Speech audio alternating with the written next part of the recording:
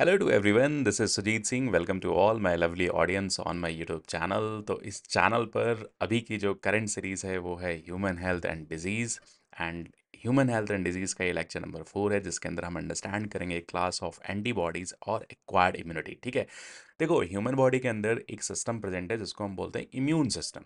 तो immune system जो है वो इम्यून रिस्पॉन्स जनरेट करता है, इम्यूनिटी जनरेट करता है। ठीक है। तो उस बेसिस पर हमारे बॉडी के अंदर दो तरह की इम्यूनिटी है, एक है इनेट इम्यूनिटी, दूसरी है एक्वायर्ड इम्यूनिटी। हमने प्रीवियस लेक्चर्स में अंडरस्टैंड किया था कुछ बेसिक इन्फॉर्मेशन, तो आप प्रीवियस लेक्चर्स भी जा करके देख सकते हो, ताकि आगे के जो टॉपिक्स कनेक्टेड हैं वो आप बेटर वे में अंडरस्टैंड कर सको। ठीक है। अब देखो, हमारे बॉडी के अंदर 5 डिफरेंट टाइप की क्या है बेटा, क्लास ऑफ एंटीबॉडीज़ हैं। और ये किस बेसिस पर हमने बोला, क्योंकि हर एक एंटीबॉडी की क्लास में डिफरेंट डिफरेंट टाइप की क्या प्रेजेंट है, हैवी चेन्स। तो एक बात तो समझ में आ गया कि क्लास ऑफ एंटीबॉडी इस बात पे डिपेंड करता है कि उस एंटीबॉडी के अंदर किस तरह की हैवी चेन्स प्रेजेंट हैं। ठीक है। अब देखो, एक वर्ड होता है गेम। ठीक है। तो गेम मैंने क्यों बोला, ताकि आपको आसानी से याद रह सके। तो 5 डिफरेंट क्लास ऑफ एंटीबॉडीज में सबसे ज़्यादा बॉडी के अंदर जो एंटीबॉडी का कॉन्सेंट्रेशन है वो है इम्यूनोग्लोबुलिन जी का। लगभग कितना है बेटा, 80% है। हमारे बॉडी के अंदर मैक्सिमम कॉन्सेंट्रेशन किस इम्यूनोग्लोबुलिन का या एंटीबॉडीज़ का होता है। तो हमेशा ध्यान रखना, इम्यूनोग्लोबुलिन जी। और जी जो है ये इस बात पे डिपेंड करता है, क्योंकि इम्यूनोग्लोबुलिन जी के अंदर जो हैवी चेन का नेचर है वो कैसा है बेटा, कैसा है, तो गामा हैवी चेन्स हैं। ठीक है। इसी तरीके से सबसे कम इम्यूनोग्लोबुलिन का कॉन्सेंट्रेशन हमारे बॉडी फ्लूइड के अंदर कौन है बेटा, कौन है, तो हम बोलते हैं इम्यूनोग्लोबुलिन ई। और ई के अंदर जो हैवी चेन का नेचर प्रेजेंट है वो कौन से हैं, तो हम बोलते हैं एप्सिलॉन। ये बात क्लियर है। तो एक है कॉन्सेंट्रेशन वाइज हमने अरेंजमेंट कर दिया, और साथ में साथ हमने क्लास के बारे में अंडरस्टैंड किया, और इन क्लास ऑफ इम्यूनोग्लोबुलिन्स के अंदर किस तरह के हैवी चेन्स है उसके बारे में हमने थोड़ी इन्फॉर्मेशन दे दिया। ठीक है। अब देखो, डी के बारे में बहुत ज़्यादा इन्फॉर्मेशन हमारे पास नहीं है, बट हम मान के चलते हैं कुछ बुक्स में इन्फॉर्मेशन है कि इम्यूनोग्लोबुलिन डी जो है वो बेसिकली आपके इम्यून सेल के सरफेस पर प्रेजेंट होती हैं। ठीक है। और एक तरह के रिसेप्टर की तरह भी काम करते हैं। तो इम्यूनोग्लोबुलिन डी भी प्रेजेंट होती है, और इम्यूनोग्लोबुलिन एम का मोनोमेरिक फॉर्म भी प्रेजेंट होता है। बॉडी फ्लूइड के अंदर जो इम्यूनोग्लोबुलिन एम प्रेजेंट होते हैं वो पेंटावैलेंट्स होते हैं। आगे चल करके हम अंडरस्टैंड करेंगे। ठीक है। अब वन बाय वन करके थोड़ी सी इन्फॉर्मेशन हम कलेक्ट करते हैं कि इन इम्यूनोग्लोबुलिन्स में डिफरेंस क्या है। ठीक है। तो इम्यूनोग्लोबुलिन जी के अंदर किस तरह के हैवी चेन्स प्रेजेंट है बेटा, तो हमेशा याद रखना गामा हैवी चेन्स प्रेजेंट है, और इनके कॉन्सेंट्रेशन कितना है, 80% प्रेजेंट है। सबसे स्मॉलेस्ट इन साइज होते हैं, और इसी वजह से ये प्लेसेंटा को क्या करते हैं, क्रॉस करते हैं। मीन्स जो मदर बॉडी के यूट्रस के अंदर जो एम्ब्रियोनिक डेवलपमेंट हो रहा है, एम्ब्रियो का जो डेवलपमेंट हो रहा है, उस एम्ब्रियो को इम्यूनिटी प्रोवाइड कौन कर रहा है, तो मदर का इम्यून सिस्टम। मदर के इम्यून सिस्टम से जनरेट होने वाले इम्यूनोग्लोबुलिन जो हैं वो डेवलपिंग फीटस को या डेवलपिंग एम्ब्रियो को क्या प्रोवाइड कर रहे हैं, इम्यूनिटी प्रोवाइड कर रहे हैं। तो कौन से इम्यूनोग्लोबुलिन जो हैं प्लेसेंटा को क्रॉस कर सकते हैं, तो हमेशा याद रखना इम्यूनोग्लोबुलिन जी। क्यों? क्योंकि ये मोनोमेरिक फॉर्म में होते हैं, सबसे स्मॉलेस्ट इन साइज होते हैं। ठीक है। सेकेंडरी इम्यून रिस्पॉन्स में इनका कॉन्सेंट्रेशन सबसे ज़्यादा होता है। एक कॉन्सेप्ट हमेशा माइंड में रखना कि जब भी कोई पैथोजन आपके बॉडी में फर्स्ट टाइम इंटर करता है, तो उस टाइम पर हमारा इम्यून सिस्टम से जो फर्स्ट टाइम एंटीबॉडी जनरेट होती है वो कौन सी होती है, इम्यूनोग्लोबुलिन एम होती है। ठीक है। फर्दर अगर हम अंडरस्टैंड करते हैं तो इम्यूनोग्लोबुलिन एम जो है वो क्लास स्विच करके किस में कन्वर्ट होती है, इम्यूनोग्लोबुलिन जी में। तो सेकेंडरी जो इम्यून रिस्पॉन्स में सबसे ज़्यादा लार्जेस्ट कॉन्सेंट्रेशन में कौन सी एंटीबॉडीज़ प्रेजेंट होती हैं, तो इम्यूनोग्लोबुलिन जी अभी प्रेजेंट होती हैं। और अभी अभी हमने अंडरस्टैंड किया कि इसका स्ट्रक्चर कैसा है, मोनोवैलेंट स्ट्रक्चर है। मतलब नंबर ऑफ पैराटोप्स कितने होंगे, तो नंबर ऑफ पैराटोप्स 2 होंगे। ठीक है।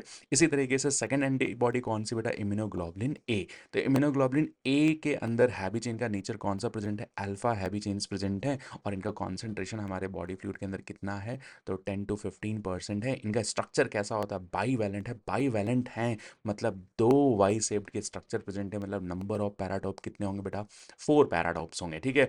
अब देखो, यही वो एंटीबॉडीज हैं जो हमारे बॉडी के सिक्रीशंस के अंदर क्या होते हैं, प्रेजेंट होते हैं। जैसे जैसे फॉर एग्जांपल हमारे सलाइवा के अंदर कौन से एंटीबॉडीज होते हैं, इम्यूनोग्लोबुलिन ए होते हैं। हमारे आइज टीयर्स के अंदर कौन से एंटीबॉडीज प्रेजेंट होते हैं, तो हम बोल देते हैं कि इम्यूनोग्लोबुलिन ए प्रेजेंट होते हैं। इसी तरीके से म्यूकस के अंदर भी इम्यूनोग्लोबुलिन ए प्रेजेंट होते हैं। मदर मिल्क्स के अंदर भी क्या कौन से एंटीबॉडीज प्रेजेंट है, तो हमारे बॉडी का जो बॉडी सिक्रीशन है, बॉडी फ्लूइड सिक्रीशन है, उसके अंदर कौन से एंटीबॉडीज प्रेजेंट होते हैं, तो हमेशा याद रखना इम्यूनोग्लोबुलिन ए। ठीक है, इनके पास एक एडिशनल सिक्रेटरी पेप्टिडेज होने की वजह से हमारे बॉडी सिक्रीशंस के अंदर हमें देखने को मिलते हैं। ठीक है, इसके बाद थर्ड इम्यूनोग्लोबुलिन कौन सी प्रेजेंट है बेटा, तो इम्यूनोग्लोबुलिन एम। इम्यूनोग्लोबुलिन एम के दोनों फॉर्म प्रेजेंट होते हैं, मोनोमैरिक फॉर्म भी प्रेजेंट होते हैं और साथ में साथ पेंटामैरिक फॉर्म भी प्रेजेंट होते हैं।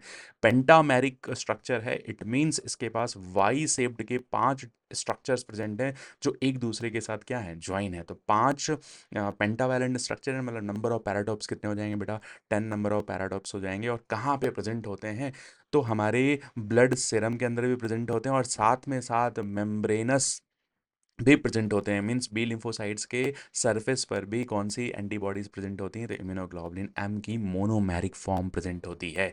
ठीक है, हमने अभी थोड़ी देर पहले डिस्कस किया कि जब भी कोई पैथोजन हमारे बॉडी के अंदर फर्स्ट टाइम इंटर करता है, तो उस टाइम पर हमारा इम्यून सिस्टम में जो बी लिम्फोसाइट सेल्स हैं वो मैच्योर होती हैं, प्लाज्मा सेल्स और मेमोरी सेल्स। और प्लाज्मा सेल्स फर्स्ट टाइम कौन सी एंटीबॉडीज बनाती हैं, तो हमेशा याद रखना इम्यूनोग्लोबुलिन एम। ये बात क्लियर, ये बात क्लियर। इसके बाद सेकंड एंटीबॉडी, फोर्थ एंटीबॉडी कौन सी, इम्यूनोग्लोबुलिन डी। डी के अंदर किस तरह के हैवी चेन्स प्रेजेंट है बेटा, डेल्टा हैवी चेन्स प्रेजेंट है। इनका कॉन्सेंट्रेशन कितना है, 1% है। कैसा स्ट्रक्चर है, मोनोवैलेंट स्ट्रक्चर है। तो मोनोवैलेंट स्ट्रक्चर है मींस नंबर ऑफ पैराटोप्स कितने होंगे, 1 2 पैराटोप्स होंगे, मतलब 1 क्या है, वाई शेप्ड के एंटीबॉडीज प्रेजेंट हैं। ठीक है, साथ में साथ अभी हमने थोड़ी देर पहले अंडरस्टैंड किया कि ये हमारे बी लिम्फोसाइट्स के मेम्ब्रेन पर भी प्रेजेंट होते हैं, मेजरली यहीं प्रेजेंट होते हैं। ठीक है, और बहुत सारी ज़्यादा इन्फॉर्मेशन इसके बारे में इन्फॉर्मेशन नहीं है। इम्यूनोग्लोबुलिन ई जो है सबसे लीस्ट अमाउंट का कॉन्सेंट्रेशन में कौन प्रेजेंट है बेटा, इम्यूनोग्लोबुलिन ई। और जनरली इनके स्ट्रक्चर कैसे हैं, मोनोवैलेंट स्ट्रक्चर है। मोनोवैलेंट स्ट्रक्चर है मतलब नंबर ऑफ पैराटॉप्स कितने होंगे, 2 पैराटॉप्स होंगे। और ये मेनली कब रिलीज होते हैं आपके बॉडी के अंदर, तो जब भी आपके बॉडी में एलर्जिक रिएक्शंस होती हैं उस टाइम पर कौन सी एंटीबॉडीज प्रेजेंट होती हैं, कौन सी एंटीबॉडीज सिक्रीट होती हैं, तो हम बोलते हैं इम्यूनोग्लोबुलिन ई। आगे चल करके हम एलर्जी वाले टॉपिक को भी बहुत डिटेल मैनर में अंडरस्टैंड करेंगे। ठीक है, अब देखो इसी चीज़ से अगर हम कनेक्ट करते हैं कि हमारे बॉडी के अंदर जो एक्वायर्ड इम्यूनिटी है, एक्वायर्ड इम्यूनिटी का नेचर कैसा होता है बेटा, तो हमेशा याद रखना कि ये वो इम्यूनिटी है जो एक स्पेसिफिक नेचर की होती है। मीन्स हर एक स्पेसिफिक पैथोजन के अगेंस्ट में ही हमारी बॉडी क्या जनरेट करी, इम्यूनिटी जनरेट कर रही है। ठीक है, एक्वायर्ड इम्यूनिटी है मतलब हम आफ्टर बर्थ इससे क्या कर रहे हैं, एक्वायर कर रहे हैं। एक्वायर्ड इम्यूनिटी के अंदर हम दो तरह के डिफरेंट इम्यूनिटी को अंडरस्टैंड करते हैं, एक को बोलते हैं ह्यूमोरल इम्यूनिटी, दूसरे को बोलते हैं सेल मीडिएटेड इम्यूनिटी। तो ह्यूमोरल इम्यूनिटी जो है इसके अंदर बी लिम्फोसाइट सेल्स इन्वॉल्व होते हैं, तो हम जनरलाइज तौर पे बोल देते हैं बी सेल्स और B lymphocyte mediated immunity. Means B lymphocyte की हेल्प से किस तरह की इम्यूनिटी जनरेट हो रही है, तो ह्यूमोरल इम्यूनिटी। क्योंकि बी लिम्फोसाइट सेल्स जो हैं किसी भी पैथोजन के अगेंस्ट में अपने आप को क्या करते हैं, मैच्योर करते हैं। एक बनता है प्लाज्मा सेल्स, दूसरी बनती है मेमोरी सेल्स। तो प्लाज्मा सेल्स आगे चल कर क्या प्रोड्यूस करते हैं, एंटीबॉडी। तो हमने अभी थोड़ी देर पहले अंडरस्टैंड किया कि जब भी कोई पैथोजन हमारे बॉडी में फर्स्ट टाइम इंटर करता है तो हमारा इम्यून सिस्टम किस तरह की एंटीबॉडीज बनाती हैं, इम्यूनोग्लोबुलिन एम बनाती हैं। देन फर्दर हमारी बॉडी के अंदर क्लास स्विचिंग की प्रोसेस होती है, देन फर्दर इम्यूनोग्लोबुलिन जी का क्या होता है, सिक्रीशन होने लगता है। तो एक बात तो समझ में आ गया कि ह्यूमोरल इम्यूनिटी जो है वो एंटीबॉडी मीडिएटेड इम्यूनिटी है। ठीक है, साथ में साथ हमारे बॉडी के अंदर क्या बन चुके हैं, मेमोरी सेल्स बन चुके हैं। अगर हम सेकंड पार्ट देखते हैं एक्वायर्ड इम्यूनिटी में, तो cell mediated immunity. Cell mediated immunity के अंदर कौन सी सेल्स मेजरली काम करती हैं, तो टी सेल्स या टी लिम्फोसाइट मीडिएटेड इम्यूनिटी है। तो एक कॉन्सेप्ट हमेशा बना के चलना कि जब भी बी लिम्फोसाइट्स इन्वॉल्व होंगी तो कौन सी इम्यूनिटी जनरेट होगी, ह्यूमोरल इम्यूनिटी। क्योंकि बी लिम्फोसाइट सेल्स आगे चल करके प्लाज्मा सेल्स में कन्वर्ट होंगे और प्लाज्मा सेल्स क्या बनाएंगे, एंटीबॉडीज का सिक्रीशन करेंगे।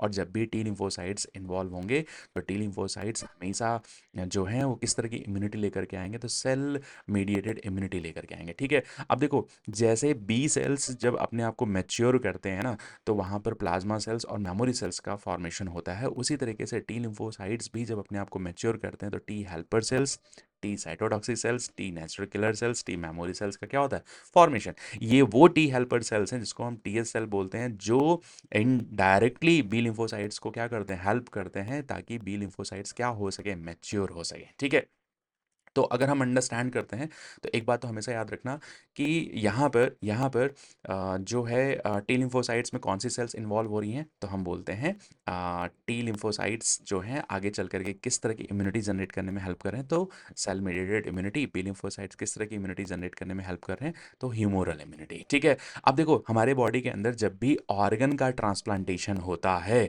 तो ऑर्गन ट्रांसप्लांट होने के बाद हम उस पर्सन को इम्यूनोसप्रेसिव ड्रग से क्या करते हैं, ट्रीट करते हैं, ताकि उसका इम्यून सिस्टम जो है ट्रांसप्लांटेड ऑर्गन को रिजेक्ट ना कर दे। ठीक है। तो रिजेक्शन के लिए, ग्राफ्ट रिजेक्शन के लिए कौन सी इम्यूनिटी काम कर रही है, तो सेल मीडिएटेड इम्यूनिटी। ठीक है। अब देखो एक टर्म आया ग्राफ्ट, ग्राफ्ट को आगे चल करके हम डिटेल में पढ़ेंगे, बट आप अंडरस्टैंड करना कि जब भी किसी पर्सन के बॉडी में किसी दूसरे पर्सन का कोई ऑर्गन या टिश्यू या सेल हम बॉडी के अंदर ट्रांसफर करते हैं, this is called as grafting. ठीक है। तो ग्राफ्ट रिजेक्शन में किस तरह की इम्यूनिटी काम करती है बेटा, तो हमेशा याद रखना सेल मीडिएटेड इम्यूनिटी जो है वो क्या कर रही है, वर्क कर रही है। तो इस चीज़ को हमने अंडरस्टैंड किया कि ये इम्यूनिटी कब काम करती है, work during tissue and organ का क्या कर रहे हैं, हम ट्रांसफ़र कर रहे हैं किसी डोनर से रेसिपिएंट के बॉडी के अंदर। अब देखो इसी चीज़ को अगर हम अंडरस्टैंड करते हैं कि ग्राफ्टिंग है क्या, ग्राफ्टिंग है क्या, तो ग्राफ्ट रिजेक्शन है क्या, तो हमने अभी अंडरस्टैंड किया कि किसी पर्सन के बॉडी में किसी दूसरे पर्सन के बॉडी का कोई ऑर्गन या टिश्यू या सेल हम किसी पर्सन के बॉडी के अंदर इंटर करते हैं, तो हमारा इम्यून सिस्टम जो है उसको क्या करता है, रिजेक्ट करता है। ठीक है। तो बेसिकली अगर हम देखते हैं तो before organ transplanted must be matched. क्या क्या चीज़ें मैच होनी चाहिए, सपोज अगर आपके सामने कोई एक डोनर है और एक रेसिपिएंट है। ठीक है। डोनर जो है अपनी किडनी जो है वो रेसिपिएंट की बॉडी में जो है वो क्या कर रहा है, डोनेट कर रहा है। ठीक है। जैसे जनरली हम देखते हैं ना कि हमारे जब किसी पर्सन के बॉडी का कोई ऑर्गन फेल हो जाता है तो क्लोज रिलेटिव जो होते हैं, क्लोज फैमिली मेम्बर्स होते हैं, वो अपने ऑर्गन को क्या करते हैं, डोनेट करते हैं। तो ऐसा नहीं है कि हम किसी भी पर्सन के बॉडी का कोई भी ऑर्गन किसी भी पर्सन के बॉडी में हम ट्रांसफ़र कर दें, उसके लिए हम पहले क्या चीज़ें चेक करते हैं। तो पहली बात, ब्लड ग्रुप क्या होना चाहिए, मैच होना चाहिए, मतलब डोनर और रेसिपिएंट के बीच में किस किस चीज़ की सिमिलरिटी होनी चाहिए, ब्लड ग्रुप क्या होना चाहिए, मैच होना चाहिए। साथ में साथ टिश्यू मैचिंग भी हम करते हैं, मीन्स उस टिश्यू के अंदर मेजर हिस्टोकॉम्पैक्टिबिलिटी जो कॉम्प्लेक्स हैं वो क्या होने चाहिए, मैच होने चाहिए। ठीक है। ये एक तरह के क्या है, यूनिक टाइप ऑफ एंटीजन्स होते हैं। ठीक है। अब जैसे हमने एक एग्जांपल ले लिया ट्रांसप्लांटेशन में बॉडी ऑर्गन, जैसे किडनी का हमने एग्जांपल लिया, तो कोई एक डोनर पर्सन है, कोई दूसरा पर्सन कैसा है, रेसिपिएंट। तो डोनर की बॉडी से हमने रेसिपिएंट की बॉडी में वो पर्टिकुलर ऑर्गन को क्या कर दिया, ट्रांसफर कर दिया। बट पर्सन बी जो रेसिपिएंट है उसका बॉडी के अंदर क्या प्रेजेंट है, इम्यून सिस्टम प्रेजेंट है। इम्यून सिस्टम जो है वो कंटिन्यूसली मॉनिटर करता है कि हमारी बॉडी की कौन सी खुद की सेल्स हैं और कौन सी हमारी बॉडी की सेल्स नहीं है। तो हमारा इम्यून सिस्टम जो है, जो हमारी नॉन सेल्फ सेल्स हैं उसके अगेंस्ट में क्या जनरेट करते हैं, इम्यूनिटी जनरेट करते हैं, और उसको क्या करते हैं बेटा, रिजेक्ट करते हैं। ठीक है। अब ये प्रोसेस ना हो क्योंकि रेसिपिएंट की बॉडी में हमने किडनी को ट्रांसफ़र इसलिए किया ताकि प्रॉपर वे में उसके बॉडी के अंदर ब्लड फिल्ट्रेशन हो सके। ठीक है। अगर हमारा इम्यून सिस्टम ही उसको रिजेक्ट कर देगा तो वो ऑर्गन पूरी तरीके से क्या हो जाएगा, डिस्ट्रॉय हो जाएगा। तो रेसिपिएंट को आफ्टर ट्रांसप्लांटेशन हम क्या देते हैं, इम्यूनोसप्रेसिव ड्रग देते हैं। इम्यूनोसप्रेसिव ड्रग वो ड्रग्स हैं जो इम्यून सिस्टम के रिस्पॉन्स को क्या करते हैं बेटा, सप्रेस करते हैं। ठीक है। तो हमेशा याद रखना है कि इसका एग्जाम्पल क्या है, साइक्लोस्पोरिन है और कॉर्टिसोल कॉमनली जो है वो हम इम्यूनोसप्रेसिव ड्रग की तरह क्या करते हैं, यूज़ करते हैं।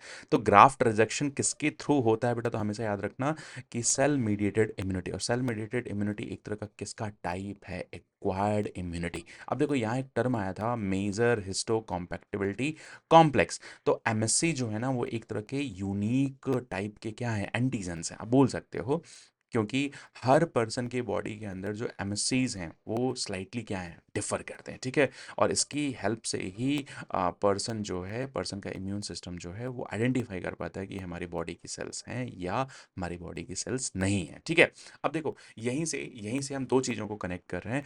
हमने बोला कि पर्सन के बॉडी के अंदर क्या प्रेजेंट है, इम्यून सिस्टम प्रेजेंट है। तो इम्यून सिस्टम जो है किसी भी पैथोजन के लिए क्या जनरेट करते हैं, इम्यूनिटी जनरेट करते हैं, इम्यून रिस्पॉन्स जनरेट करते हैं। अब इस इम्यूनिटी को ब्रॉडली ब्रॉडली हम दो फॉर्म में क्या करते हैं बेटा, डिवाइड कर देते हैं। एक को बोलते हैं एक्टिव इम्यूनिटी, दूसरे को बोलते हैं पैसिव इम्यूनिटी। हमने दो डिफरेंट नाम क्यों यूज किया? क्योंकि अगर एंटीबॉडी का फॉर्मेशन होस्ट बॉडी के अंदर चल रहा है तो इस तरह की इम्यूनिटी को हम क्या बोलेंगे, एक्टिव इम्यूनिटी। और अगर किसी पर्सन के बॉडी में हमने रेडीमेड फॉर्म की एंटीबॉडी को ट्रांसफर कर दिया तो इस इम्यूनिटी को हम क्या बोलेंगे बेटा, पैसिव इम्यूनिटी। तो एक्टिव इम्यूनिटी में क्या हो रहा है, एंटीबॉडी का फॉर्मेशन हो रहा है होस्ट बॉडी के अंदर।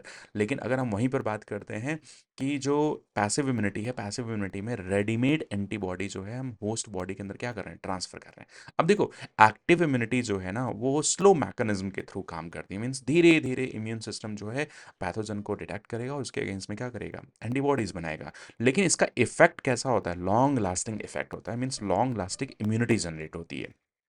पैसिव इम्यूनिटी जो है, रेडीमेड फॉर्म की हमने एंटीबॉडीज जो है होस्ट बॉडी के अंदर क्या कर दिया बेटा, ट्रांसफर कर दिया। तो इसका रिस्पांस बहुत फास्ट होता है। रिस्पांस बहुत फास्ट है तो हम इसको बोल सकते हैं फास्ट मैकेनिज्म है, ठीक है। लेकिन ये शॉर्टर टाइम के लिए, शॉर्टर इम्यूनिटी के लिए, शॉर्टर ड्यूरेशन के इम्यूनिटी डेवलप करने में क्या करते हैं, हेल्प करते हैं। ये बात क्लियर, ये बात क्लियर है। अब देखो, यहीं से अगर हम एक्टिव इम्यूनिटी को पैसिव इम्यूनिटी में डिफरेंस लेकर के आते हैं तो एक चीज़ तो हमने बोला कि एक्टिव इम्यूनिटी में एंटीबॉडी जो है वो कौन प्रोड्यूस कर रहा है, होस्ट बॉडी प्रोड्यूस कर रहा है। कैसा कैसा मैकेनिज्म है, स्लो मैकेनिज्म है, बट इसका इम्यूनिटी बहुत लंबे टाइम तक हमारी बॉडी में क्या होता है, परसिस्ट करता है, ठीक है। तो एक्टिव इम्यूनिटी के भी दो ब्रॉड सब टाइप्स हैं। एक को बोलते हैं नेचुरल एक्टिव इम्यूनिटी, दूसरे को बोलते हैं आर्टिफिशियल एक्टिव इम्यूनिटी। दोनों की केस में हमारे बॉडी के अंदर ही एंटीबॉडीज का क्या हो रहा है, फॉर्मेशन हो रहा है। तो हमारे जितने भी नेचुरल टाइप के इन्फेक्शंस हैं ना, all type of natural infection, this is the example, this is the best example of natural active immunity. Artificial active immunity में हम क्या करते हैं ना, वैक्सीनेशन की प्रोसेस परफॉर्म करते हैं। और वैक्सीनेशन की प्रोसेस हम क्यों करते हैं, क्योंकि जब भी हम किसी भी पैथोजन का इनएक्टिव फॉर्म या हीट किल्ड फॉर्म या ऐसा फॉर्म जो डिजीज कॉज नहीं कर सकता उसको वैक्सीन के फॉर्म में बॉडी के अंदर हम इंसर्ट करते हैं, तो हमारी बॉडी के अंदर जो लिम्फोसाइट सेल्स हैं ना वो फर्दर उस पैथोजन के अगेंस्ट में मैच्योर होते हैं और मैच्योर होकर के plasma cells and memory cells का क्या करते हैं, फॉर्मेशन करते हैं। अब वैक्सीनेशन प्रोसेस डन होने के बाद जब भी वो एंटीजन या जब भी वो पैथोजन हमारे बॉडी के अंदर इंटर करेगा तो हमारे बॉडी की लिम्फोसाइट सेल्स जो हैं, मेमोरी सेल्स जो हैं, वो एक्टिवेट हो जाएंगे और हमारे बॉडी के अंदर रोबस्टिक इम्यून रिस्पॉन्स जनरेट होगा। मीन्स उसके अगेंस्ट में हमारी बॉडी जो है बहुत ह्यूज कॉन्सेंट्रेशन के फॉर्म में क्या प्रोड्यूस करेगी, एंटीबॉडीज प्रोड्यूस करेंगे, ठीक है। तो वैक्सीन के केस में हमेशा याद रखना कि वैक्सीनेशन में हम पर्सन को क्या देते हैं, वैक्सीन प्रोवाइड करते हैं। और वैक्सीन के अंदर वैक्सीन का कंस्ट्रक्ट क्या होता है, इनएक्टिव फॉर्म ऑफ पैथोजन। कैसे बनता है, कितनी जनरेशन की वैक्सीन होती हैं, ये आगे चल करके हम अंडरस्टैंड करेंगे। अब दूसरा पार्ट आता है पैसिव इम्यूनिटी। तो पैसिव इम्यूनिटी में हमने बोला कि होस्ट बॉडी के अंदर हम रेडीमेड फॉर्म की एंटीबॉडीज को क्या कर रहे हैं बेटा, ट्रांसफर कर रहे हैं। और रेडीमेड फॉर्म की अगर एंटीबॉडीज को हम ट्रांसफर कर रहे हैं तो इसका रिस्पॉन्स कैसा होता है, फास्ट रिस्पॉन्स होता है बट शॉर्टर टाइम के लिए होता है। तो पैसिव इम्यूनिटी भी दो फॉर्म में हम डिवाइड करते हैं और दोनों की केस में हम एंटीबॉडीज जो है रेडीमेड फॉर्म की क्या कर रहे हैं, ट्रांसफर कर रहे हैं। जैसे फॉर एग्जांपल मदर मिल्क के अंदर कौन से एंटीबॉडीज हैं, तो इम्यूनोग्लोबुलिन ए प्रेजेंट है। हमने बोला था ना कि इम्यूनोग्लोबुलिन ए एंटीबॉडी जो है हमारे बॉडी के सिक्रीशन, बॉडी फ्लूइड के सिक्रीशन में प्रेजेंट होते हैं, क्योंकि इनके पास सेक्रेटरी पेप्टिडेज चेन प्रेजेंट होती है, इस वजह से हमारे बॉडी के सिक्रीशन में प्रेजेंट होते हैं। तो मदर मिल्क जो है, colostrum, initial few days of milk को हम कोलेस्ट्रम बोलते हैं बेटा। इसके अंदर क्या प्रेजेंट है, एंटीबॉडीज प्रेजेंट है, जो जो बेसिकली अगर आप देखोगे तो बेसिकली न्यूली बॉर्न बेबीज को क्या कर रहे हैं, न्यूली बॉर्न बेबीज को क्या कर रहे हैं, प्रोटेक्शन प्रोवाइड कर रहे हैं, प्रोटेक्शन प्रोवाइड कर रहे हैं। और साथ में साथ आर्टिफिशियल पैसिव इम्यूनिटी में अगर हम एंटी टेटनस सिरम, जैसे फॉर एग्जांपल किसी को टेटनस का इन्फेक्शन होता है, तो टेटनाई का इन्फेक्शन होता है ना, तो हम उसको क्या प्रोवाइड करते हैं, एंटी टेटनस सिरम। सिरम अगर कहीं टर्म आ रहा है समझ जाना उसके अंदर क्या प्रेजेंट है, एंटीबॉडीज प्रेजेंट है। किसी को स्नेक बाइट कर लेता है तो हम उसको क्या देते हैं, एंटी वेनम सिरम देते हैं। उसके अंदर उस वेनम के अगेंस्ट में क्या है, एंटीबॉडीज जो बॉडी के अंदर एक्चुअल फॉर्म के जो हैं टॉक्सिन्स उसको क्या कर देंगे, न्यूट्रलाइज कर देंगे, ठीक है। तो चलो अगली क्लास में हम फर्दर यहीं से उन टॉपिक्स को कंटिन्यू करेंगे बेटा। ध्यान से देखो, बायोलॉजी जो है बहुत इंटरेस्टिंग टॉपिक है। अगर चीज़ों को कनेक्ट करना सीख लोगे तो बायोलॉजी में के सारे क्वेश्चन ऑप्स जो है वो बहुत आसानी से रिजॉल्व कर लोगे, ठीक है। चलो, थैंक यू।